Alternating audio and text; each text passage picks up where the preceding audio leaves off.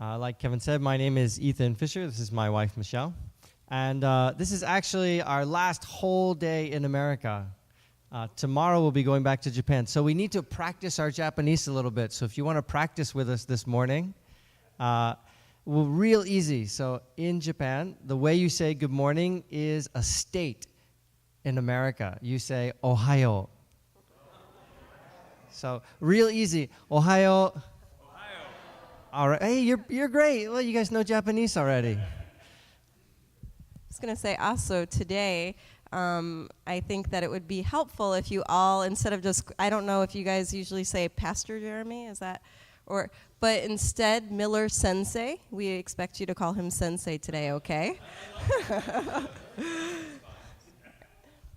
That's right. Every teacher in Japan, whether it's a school teacher or a karate teacher, is a sensei. So thank you, Sensei Jeremy, Sensei Miller for having us here, and everyone else. Oh boy, we got the family here. All right. Well, we might as well introduce the family. Let's see what's next. Click. This is my clicker for today. Click. Yeah. This is our family.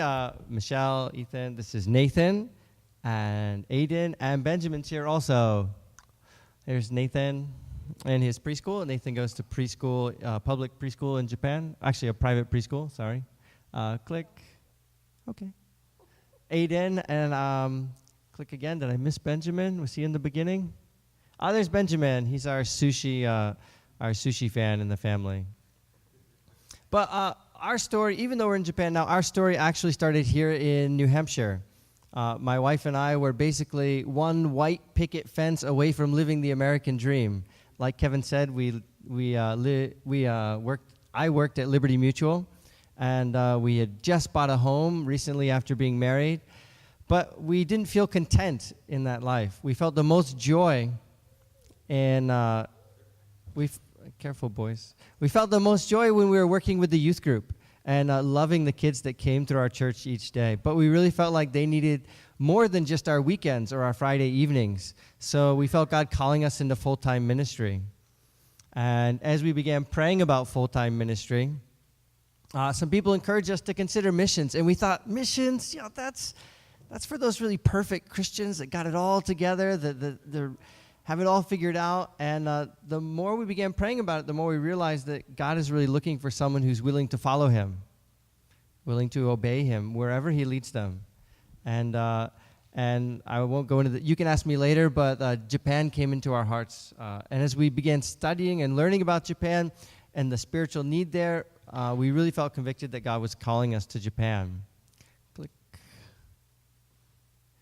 So we actually set out at the time we were leading the youth group at Sturdivant Chapel in Keene. And this was our last day at Sturdivant. We set out from there to go to Chicago to attend Moody Bible Institute. We heard a rumor that some of you are going to be heading that way. So, yeah, it's kind of interesting how God led us to Moody. We just assumed that this is a school that we can't afford. And then someone's like, no, it's free. You ought to look into it. And so then that was a good way God led us there. And so, yes, we ended up moving to Chicago. And the picture with our children was obviously taken after, since they came along. They kind of surprised us afterwards.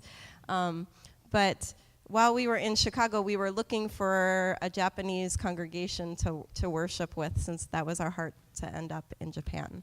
So actually, maybe the next slide, I think, has a picture. This was actually our last Sunday service in Chicago. So we attended at Lakeside Japanese Church of Chicago. And so the majority of the congregation are Japanese Americans that attended there. So when we left New Hampshire, we actually sold our home and most of what we had, and it was the money that we had left over from that really allowed us to spend the next 4 years just to study intently at Moody. So God really provided there. He provided a church family for us in Moody. And around here, there's not a lot of Japanese people, but we figured in Chicago, there's got to be some Japanese people. So we found this church actually right down the street from where we lived, a Japanese American church, and we served there for about 8 years that we lived in Chicago. And can you point up there and make a clicking sound? Okay. So we've been in Japan for about 4 years now. I just want to take a minute and share about briefly what we are actually doing in Japan. But before we do that, oh yeah, nice click. Click. Where are we in Japan? So we're in Gifu. Gifu is located in about the center of Japan, between Tokyo, which is in the east, and Kyoto in the west. We're right at the base of the mountains there. That's all that dark green is all mountains. And all the gray is houses and concrete. Click. Gifu City is a home to about 411,000 people. But it's not a particularly big city by Japanese standards. Oh, nice wrestling, all right. Click. But what's the spiritual condition of Japan? So Japan actually has religious freedom. You can get a visa to go there and be a missionary. It's okay. It's actually refreshing to be able to share the gospel with people and not just get a hand-in-your-face Bible, Jesus, no thanks, I don't want to hear that. People are generally interested in listening to what you have to say, and we'll talk to you about it. And many times have never heard anything about the Bible or Christianity other than it's this Western American thing. The national religions of Japan are Shintoism, which is like spirits in nature, and Buddhism, which has to do with the worship of ancestors. Most people, even though these don't agree entirely, most people will say that they practice both. So they'll have a Shinto wedding and a Buddhist funeral. But for most people, religion isn't about faith in God. It's not about hope for the future. It's more about a practical purpose that it fulfills in your life. So when we press people, so people will regularly go to the shrine. And let's click again. They will write prayers faithfully and put them at the temples. There are many beautiful shrines throughout Japan. In fact, when you read the Old Testament, it talks about these high places and these altars that were set up, and you think, like, I can't relate to that. We don't really have that around here. Not in the same exact way, right? Of these buildings that are set up to other false gods. But in Japan, that's very much a real. Idolatry in the form of an actual stone idol exists. And people really bow down and really pray to them. So they can be anything from that giant golden palace called Kinkakuji to something just small on the side of the road. And sometimes they're on people's property. It's part of their home. It's part of their cultural heritage. My great-great-great-great-grandfather built this shrine, so I take care of it, in the neighborhood. So people will go regularly and bow down and pray to these things. And when I ask them why, is there a God that you're praying to? Is there someone you're worshiping there? Then usually, if you press them, most people will say, I don't really think that someone's actually listening to me that cares about me. But it's just kind of for good luck. It's part of our culture. It's what we do. It's part of being Japanese. Do you want to talk about Grace Chapel? Sure. So we serve at a church. Actually, the pastor and his wife in Gifu City invited us to come along and serve at their church. One of the reasons is because there's actually the population of Japan, less than 1% are Christian. Less than 1%. So that means that those that are believers, it's very difficult for them. The work is a heavy load, especially for pastors. Usually the pastors end up doing everything. And so the other issue is actually a lot of the pastors are aging and at retirement age, and there's not a younger generation of believers. The average age, I think, of the pastors are 65, close to 70. So, which is the case at Grace Chapel, where we serve in Gifu. So we came specifically to serve alongside this congregation. You will see it actually is quite international because the church is just an easy walk from a large university. And so although there are not many foreigners in Japan, in this immediate area around our local church, there are a lot of foreigners who come there for school. So Ethan actually serves on a rotating basis, preaching on Sundays. And then next slide is... and I am on the worship committee on a rotating basis. as well, serving, leading worship. And then we really just do whatever they ask us to do, whatever they need help with. And so a big part of our ministry usually is revolving around English, because Japan doesn't have the needs. Sometimes we think of missionaries going into poor countries that have some of, needs to help build things or different things like that. But really in Japan, there's not that need. And so the biggest thing that people are interested in is learning English. And actually all of the students are required, they can't choose a foreign language, they are required to learn English, which does not mean that they know it, but they do study it at school. And so English is just a great way for people to find out more about Christianity. They're interested in English, they don't know anything about Jesus. And so they come, and then when we share, that's obviously just the way that we are able to share more with them. And then we our focus, we didn't really want to plant a new church. We wanted to serve alongside the national church already. So our focus is to then invite them into the church so that they can meet Japanese believers. Yeah, like Michelle said, in Japan, in many ways, the harvest is plentiful, but the workers are few. There are churches in Japan, but they're really small, and they just don't have enough workers to do things like this is a Christmas outreach we did to a local nursing home. We went there, we sang carols with them, we told the Christmas story, and prayed with them. But that's something that's very difficult a lot of the burden of that falls on the pastor to do that. And it's difficult for him to be able to do all of this on his own. So like Michelle said, our goal was to come and not plant a new church, but to help the Japanese Christians in the churches that are already there to grow. Again, this is in the summer. This is just some pictures of some of the things that we'll do with the church. Again, with the goal of bringing people into the church to meet other Japanese Christians. Oh, you have to go. Your tummy hurts. You have to go potty. Okay. Maybe we'll take you. Oh, Papa. Our main. Please go with Mamie, okay, or Mama. Our main focus. Our main targets in outreach are two. One of them is college students, and the other is families with young children. So like Michelle said, our church is near the local university, which is pretty good size. And English is the means that we use to be able to share the gospel with people. So every Wednesday night, we have coffee talk. College students can come, hang out, practice English, play. It's kind of like a youth group for college students. We hang out, play games, and then afterwards, they stick around for a Bible study. We have events throughout the year. Usually any American holiday is a great excuse to have an event, like Christmas. This is in our apartment. We invited students to come in. We had a white elephant, where you bring something that you don't really want and you wrap it up to give to somebody else, which they thought was hilarious, which I think is pretty hilarious too. And played games, and then we told them the Christmas story, which many of them said, "Yeah, I'd never heard this before." This young lady's name is Die Bamba. We call her Ban-chan. She is Japanese. She's from Japan. But last summer, she spent her summer in Kenya. And in Kenya was the first place that she had ever seen or met Christians before. And she was really intrigued by them. And they told her, when you go home, you need to go find a church.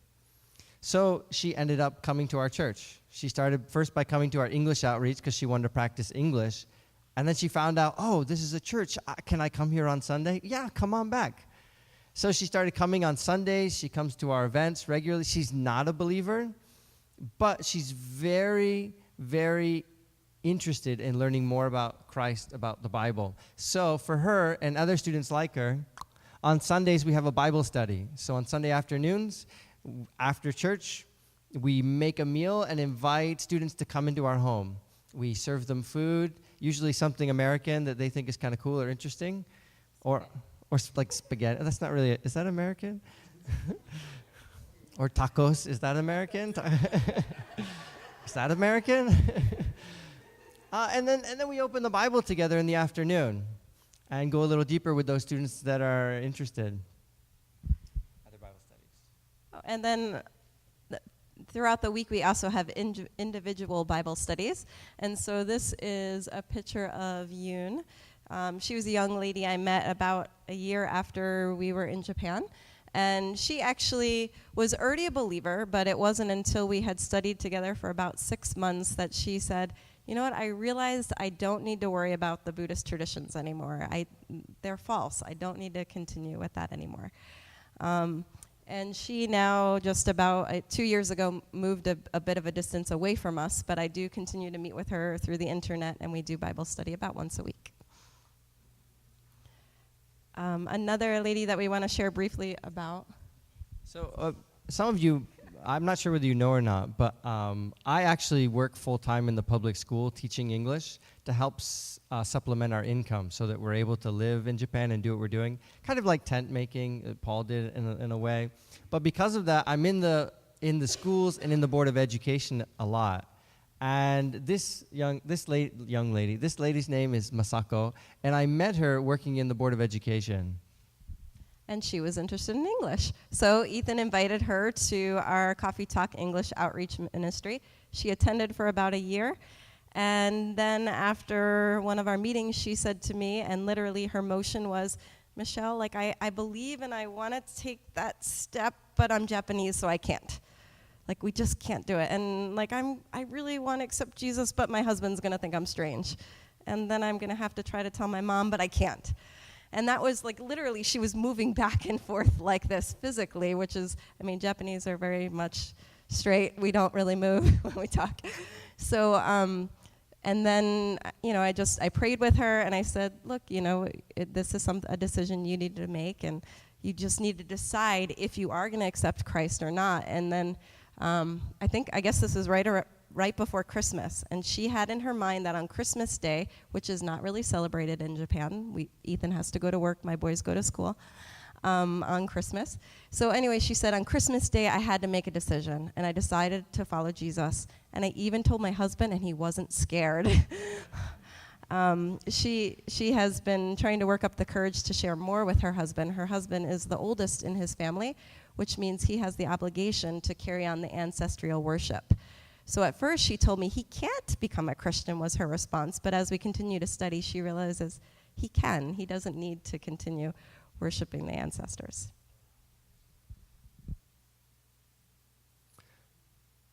The other half of what we do, so college students and young adults, and then the other focus of our ministry is on young families or families with children.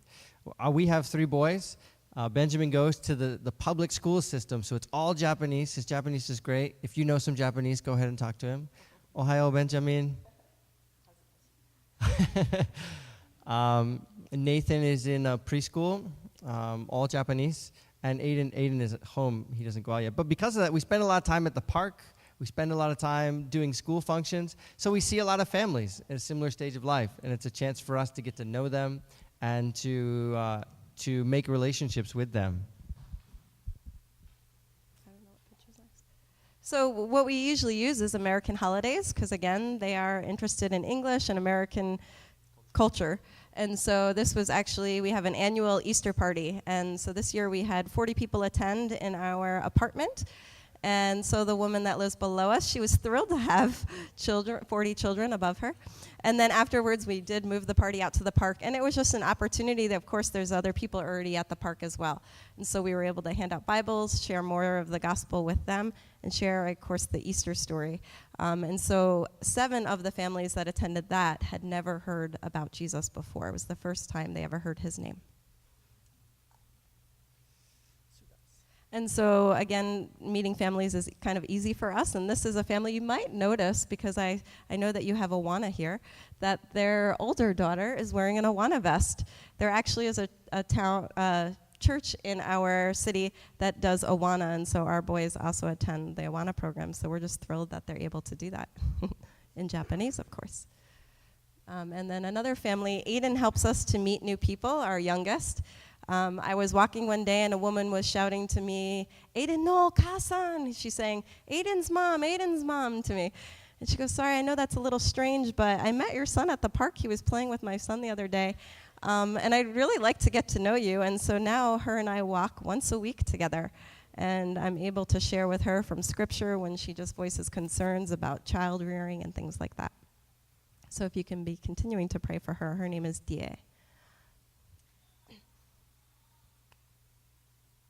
So a big part of what we do is hopefully what most of you are doing naturally as well. We just are trying to build relationships and then obviously share the gospel with people. But we just happen to be doing it in Japan, where less than 1% are believers. Thanks. One more time. Click. So last year, actually we'll skip this. We'll skip. We can talk about it later. So we are really thankful. You probably know this young lady. Last spring, not this year, the year before spring, Tori and some other friends of ours, Pastor Lou and Debbie, came to Japan to see us, to help support us in our ministry, and we're really thankful for that. And we're thankful for all the support that you've been for us, to us also. It's a great encouragement to know that people are here just praying for us, that people are willing to come over and encourage us personally. It's not easy to go to another culture, but we really appreciate all the support that you've been here. And we want to encourage you, later on, I think we're going to have a question and answer time. I know it just took a really long time. But later on, if you're thinking of any questions or anything else you want to know, please come ask us. We'll share a little bit more about our ministry at that time. So thank you so much for all of your support and for having us here today. I wasn't here to grab the mic before. Also, downstairs there are some prayer cards, so make sure to grab one of those. And there's another sheet of paper that just has some information. If you want to directly get our newsletter, we send it out through email every other month. Or if you're interested in personally supporting us, it has information there that you can grab. Thank you.